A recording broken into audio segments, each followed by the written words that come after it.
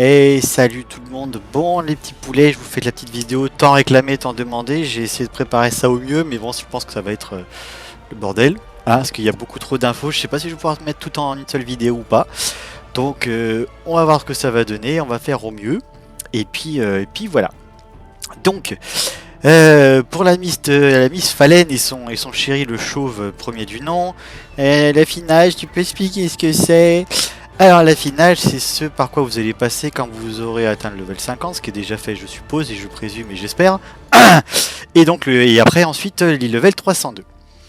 Vous allez avoir des pièces que vous allez pouvoir justement affiner, donc le but étant de monter votre stuff au niveau du GS qui est ici, le plus haut possible pour pouvoir passer au tiers suivant.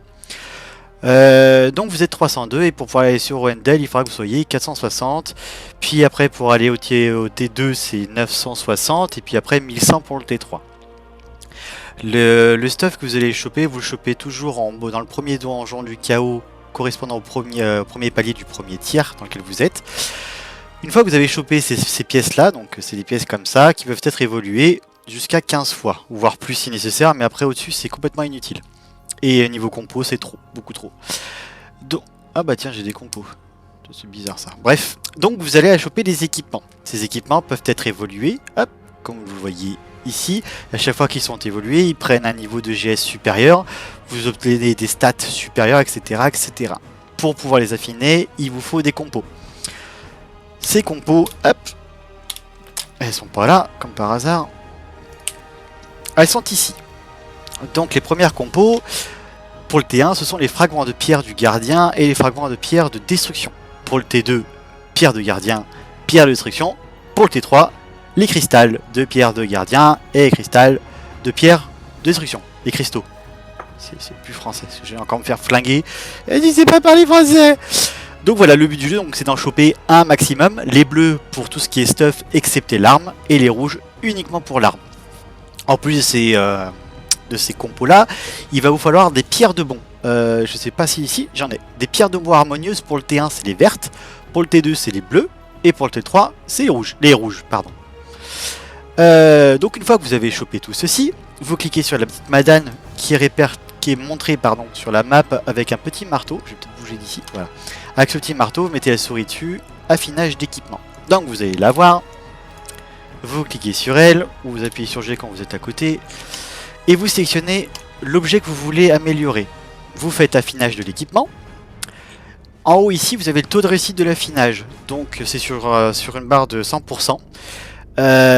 Plus c'est haut, plus vous avez de chances de réussir votre affinage. Moins ça l'est, plus vous avez de chances de la rater. Et bien sûr, ça vous consommera les compos nécessaires au up, etc., etc. Ici, l'énergie d'artisanat que vous avez marqué 0% plus 20% 93, c'est en quelque sorte le système de pitié. Pour faire simple, en gros, c'est le jeu, il a pitié de vous si vous faites des fails. Et vous allez engranger des bonus de pourcentage. Plus vous faites d'échecs, plus ce bonus va se cumuler et vous permettre de réussir au bout d'un certain moment à 100% votre raffinage. Parce que, à force de chialer, il y a peut-être un moment où il faut que ça passe. Donc par exemple, moi là ici je suis à 45%. Si je rate mon raffinage, donc pour passer de la rang 7 à rang 8, et je vais prendre plus 93% de chance de raffiner mon objet. Donc par exemple c'est les gants, donc là je vais le faire. Ça c'est des petites compos magiques qui permettent d'augmenter, comme vous pouvez voir, un 25, 250, 750 pour augmenter justement mon taux direct d'affinage. J'en ai pas et puis je vais pas le faire pour un rang si bas. Je vais le faire comme ça en direct, comme ça on va voir que je vais le rater en direct, ça va être génial. Hop, donc là je lance mon affinage. Oh, je l'ai raté. Magnifique, super pour les compos. Donc je l'ai raté. Et je peux pas voir si je peux le voir ici. Comme vous pouvez le voir ici, maintenant c'est marqué énergie d'artisanat 20,93. Ça veut dire que de base j'aurai un bonus de 20,93% d'affinage pour augmenter mon affinage, qui se cumulera du coup avec les prochains échecs. Je vais arriver à parler. Et puis voilà. Quand vous avez, par exemple, je vous ai toujours dit en donjon du chaos, quand vous ramassez des pièces, j'en ai pas, c'est magnifique, bon c'est pas grave. Quand vous ramassez des pièces, vous cherchez en premier, au même tiers, vous cherchez la qualité. La qualité c'est ce que vous avez marqué ici avec la barre bleue. Je vais la mettre là comme ça on peut le voir en direct. Hop, ici avec la barre bleue, ça sert à rien, c'est pas grave. la petite barre bleue qui me dit qualité 71 sur 100, 63, 50, 62, 52 et 43. Plus cette qualité est haute, plus les effets bonus que vous avez marqués donc sur votre objet, en dessous des effets basiques, l'effet bonus, plus donc cette qualité est haute, plus ces effets de bonus seront hauts et seront encore plus hauts une fois que vous aurez encore raffiné votre pièce d'équipement. Ça c'est la première chose. Donc pour le T1 et pour le T2, honnêtement vous n'allez pas vous chercher, vous prendre la tête à chercher les effets bonus qui correspondent précisément à votre classe. Vous ne prenez pas la tête, vous cherchez de la qualité. Si vous voulez envoyer un tout petit peu, même si c'est quasi ridicule, mais voilà, si vous voulez, vous faites ça. Sinon ça sert à rien. Concentrez-vous sur l'up du GS, etc., etc. Donc pour upper ce GS, c'est choper ces fameuses compos. Vous avez plusieurs moyens de le faire. Le premier étant les donjons du chaos. Vous pouvez faire 2 fois par jour. On va y aller, comme ça c'est plus rigolo. Hop. J'aurais dû déjà être là-bas. Ouais, bah c'est pas grave, on fera avec. Hop. Donc, super. Vous allez vers le petit bonhomme ici, enfin la petite bonhomme, la petite statue. Vous avez donc vos donjons donjons du chaos qui sont définis par palier, d'accord, et qui correspondent chacun au tiers. Donc Bern et Roendel T1, Yorn Phaeton T2, Punica, on verra plus tard, T3. Chacun de ces donjons vous donne des compos que vous voyez à droite, différentes, qui évoluent avec le niveau. Dans tous les cas, Bern et Roendel vous donneront un stuff de base 302.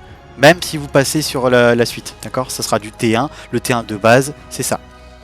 Donc c'est ici que vous allez choper vos fameux fragments, vos bons d'harmonie, et aussi surtout les fragments d'harmonie. Donc ça c'est les petites compos qui vont vous permettre de lancer le raffinage. Elles sont, si vous ne les avez pas affichées en haut, vous cliquez sur le petit coffre inventaire des monnaies, et vous l'aurez qui s'affichera ici au niveau du monnaie des contenus. Donc c'est là où vous allez les stocker, il vous en faudra beaucoup, plusieurs dizaines de milliers, parce que ça va très vite au niveau de la consommation. Ça c'est le premier point. Ensuite vous en avez un autre moyen de choper encore d'autres compos, c'est les fameux raids de gardiens. Donc pour ça vous allez vers le grand étendard rouge qu'il y a sur votre carte, vous cliquez dessus, et là c'est un peu à la Monster Hunter, vous avez un méga boss, pareil, défini par tiers et par palier. Donc raid niveau 1, niveau 2, T1, niveau 3, niveau 4, T2, niveau 5, T3. Chacun d'entre eux vous donne des fragments et des compos pour upper votre stuff, mais vous donnera majoritairement à chaque fois les fameuses pierres de bon. C'est là où vous en choperez le plus. Ensuite, tac. Hop. Vous avez les fameuses roadmaps que Yanis vous a mis sur le Discord qui vous permettront de définir les îles à faire en priorité pour débloquer aussi énormément de contenu, de compos qui vous seront remis dans les coffres. Ce qui fait que c'est dans les coffres, ça veut dire que c'est pas lié au personnage tant que vous n'avez pas ouvert. Donc inutile d'ouvrir tout d'un coup et tout stocker comme des couillons. Vous n'ouvrez qu'au fur et à mesure, ce qui permettra de filer ça à vos alts parce qu'une fois que les îles sont faites, elles sont faites une fois, il ne faudrait pas les refaire. Il faudra trouver d'autres moyens pour gratter des compos. Voilà pour le raffinage.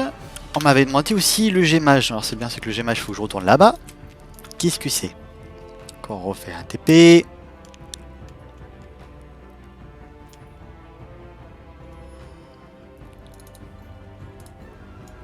Hop. Donc sur le gémage, vous avez petite pierre bleue ici. Oui, j'en ai pas. Donc ça c'est pour les fameuses pierres. Ah, les fameuses pierres, j'en ai même pas de rab, donc je pourrais même pas en montrer une en direct, ça c'est dommage. À moins que si. Tiens, on va faire ça. Hop, échanger. J'en ai acheté une pour montrer, comme ça c'est fait. Hop. Pourquoi je peux pas? Ah oui, il faut que je la loot. Hein, donc une fois que vous avez looté ça en pierre du chaos, elle est non raffinée. D'accord, donc elle est brute, il faut que vous ayez la tailler. Donc pour ça, comme je viens de vous le dire, vous allez vers la petite madame qui a une gemme bleue. Donc dans chacune des capitales, c'est pareil. Par exemple, si je vais à Berne, là où vous devez être la plupart, enfin la plupart non, parce qu'il y a déjà des gens qui sont au moins à Yorn, etc. C'est toujours pareil. Capitale, voilà ici. Capitale de Roendel, même chose. Bon là je l'ai pas parce que je l'ai pas fait. Ah si d'ailleurs, mais je sais pas pourquoi il y est pas, c'est pas grave. Bref, vous cliquez dessus. Voilà, vous cliquez sur votre pierre et vous pouvez voir que vous avez plusieurs petits carrés.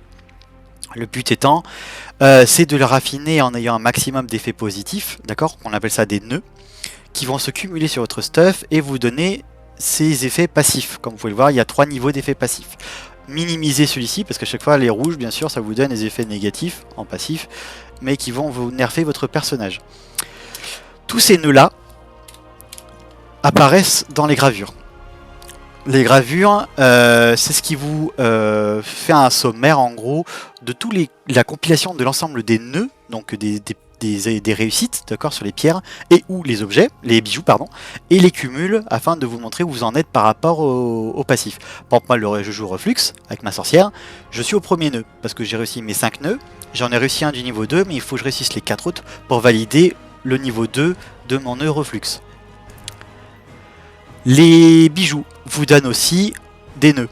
D'accord, comme vous pouvez le voir, c'est marqué nœud dague précise, nœud arme affûtée, etc., etc. Le but du jeu, à partir du T3, ça va être de chercher non pas des bijoux avec tout de suite de la qualité, mais chercher vos nœuds. Après, avec le temps, vous pourrez chercher d'autres qualités en espérant trouver non seulement de la haute qualité, mais aussi avec les nœuds qui vous correspondent, enfin qui vous sont nécessaires pour votre classe. La pierre, elle, va vous donner un gros buff. Hop. Alors, par exemple, là je veux, je m'en fous en fait. J'ai un orbe de foudre. Bon, par exemple, imaginons que je veux de la furie foudroyante. Mon taux de réussite est de 75% sur mon premier clic. Donc, 75%, hop, je vais faire un dessus. Donc là, j'ai validé mon premier nœud. Donc, j'en ai un sur les 4 premiers pour avoir le niveau 1 de réussite. Mon taux de réussite a diminué. À chaque fois que je vais faire un taux de réussite, le taux de, enfin, que je vais faire un succès, pardon, mon taux de réussite va diminuer. Et dès que je ferai un échec, mon taux de réussite réaugmentera. Tant que je suis au-dessus, je compte moi à peu près 50%, 45% et encore si vraiment, vraiment, voilà, je veux gratter quoi. Sinon, vous passez en probabilité de fissuration sur les capacités affaiblies. Ça veut dire que, par exemple, imaginons je veux privilégier ma furie foudroyante. Je suis à 65%, je vais encore passer dessus. Hop, je l'ai fait encore 2 fois.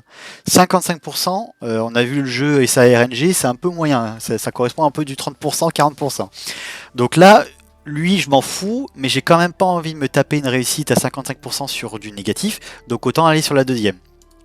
Hop, j'ai bien fait, donc là il m'a mis un échec, ce qui évitait que je fasse un échec ici, que je préserve mes nœuds, et du coup je fais un échec sur celui-ci, mais celui-là j'en ai rien à talquer, donc je remonte à 65, hop, même chose, je le refais ici.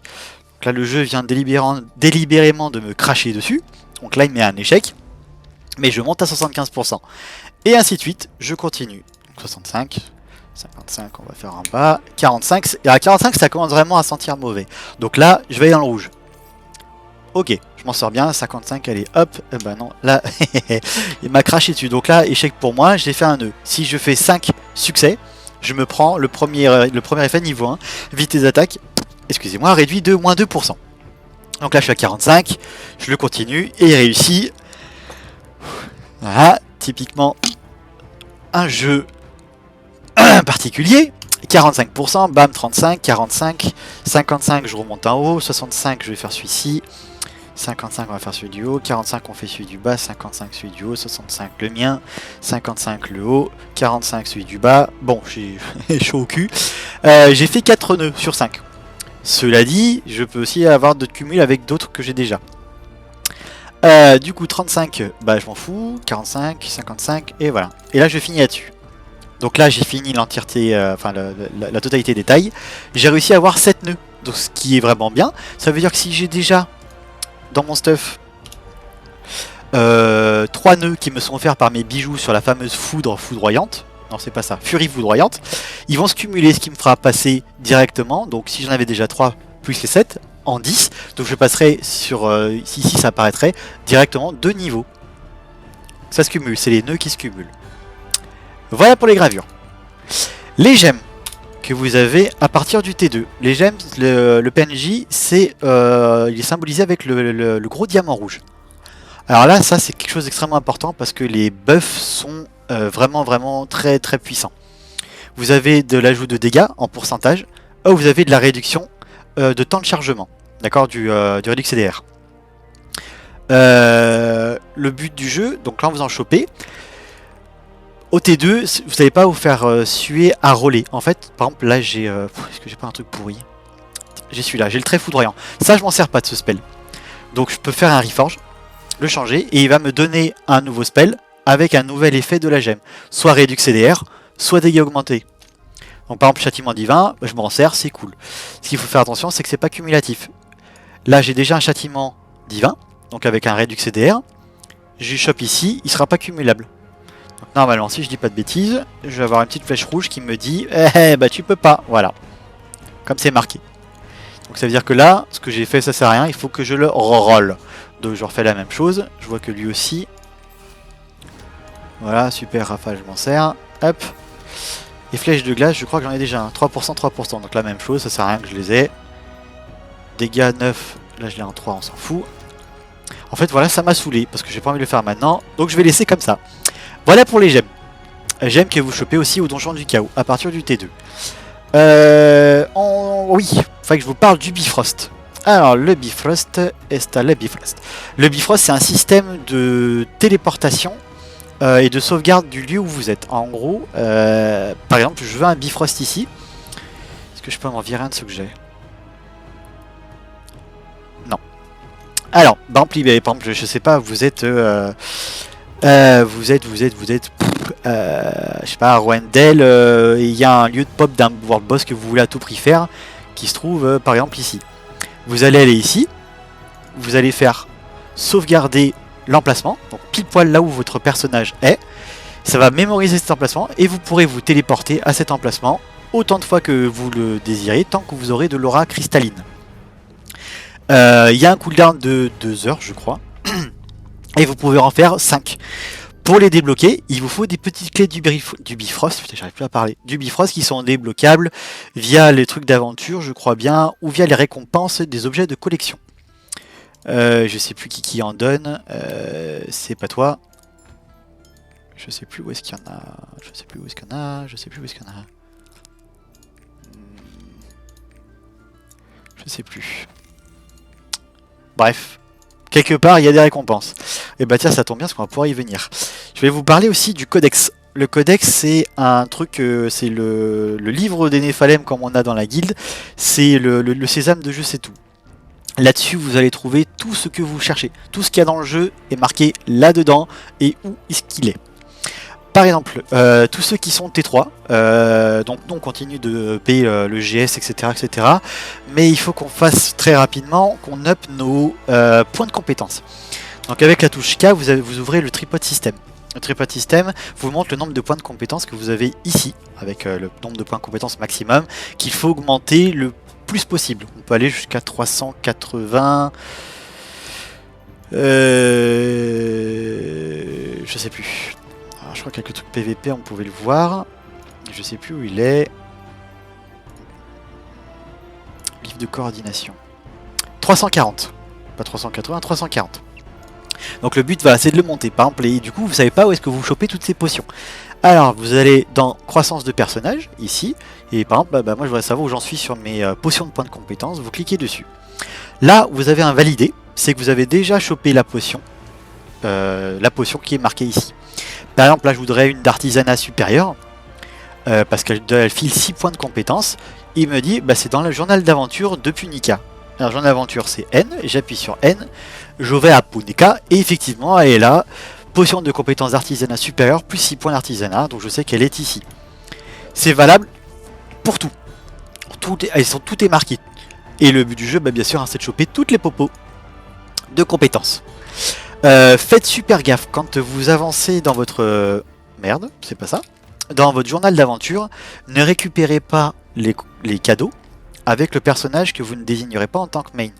Certains de ces cadeaux, j'arrive pas à parler de ces cadeaux, par exemple ces fameuses potions de caractéristiques, ne sont utilisables qu'une seule et unique fois. Et sont utilisés immédiatement à partir du moment où vous récupérez la récompense. Ça veut dire que vous allez, si vous faites ça un peu sur tous les persos au moment où vous le débloquez, vous allez éparpiller ces potions de caractéristiques plutôt que de tout centraliser sur un seul et même personnage. Donc quand vous les débloquez, vous ne faites pas tout récupérer, vous attendez d'être sur votre main et vous récupérez tout à la fin. Voilà pour le codex, on a fait les Bifrost, la forteresse. Alors ça c'est pour spécial mon ami officier AFK en carton. Dans la forteresse, vous avez plein de choses à évoluer, mais vous avez des trucs à prioriser à tout prix. Vous allez tous monter des altes pour maximiser le taux de rendement de votre main. Et le but du jeu, c'est de le faire vite et bien. Et vu que ça coûte cher, vous avez un moyen de minimiser les compos et l'XP nécessaire pour EP chacune de vos pièces. Donc là, hop, contrôle 1, je vais sur mes trucs de machin, bah tiens, ça tombe bien tant que j'y suis. Alors, toutes les recherches, parce que je l'ai déjà fait. Non. Non. Non. Non. Merde, c'est où? Ah.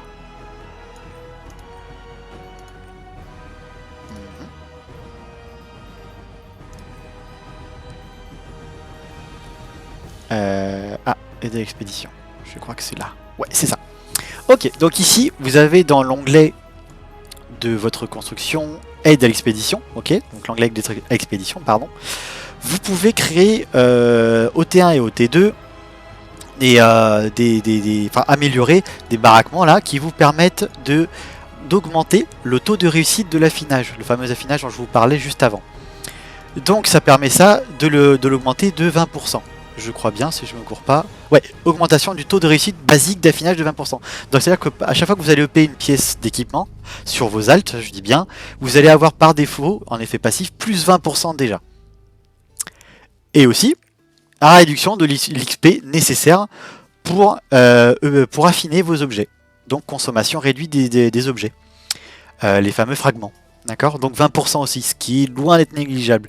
Et surtout, c'est pour le T2. Parce que pour le T2, il en faut énormément. Et là, grâce à ça, vous pouvez réduire 20% la consommation des compos. Et vous donnez, vous, par défaut, un buff d'affinage de 20%. Ce qui va énormément vous aider. Donc c'est valable pour le T1, c'est valable pour le T2, et ce sera valable aussi pour le T3. Ok.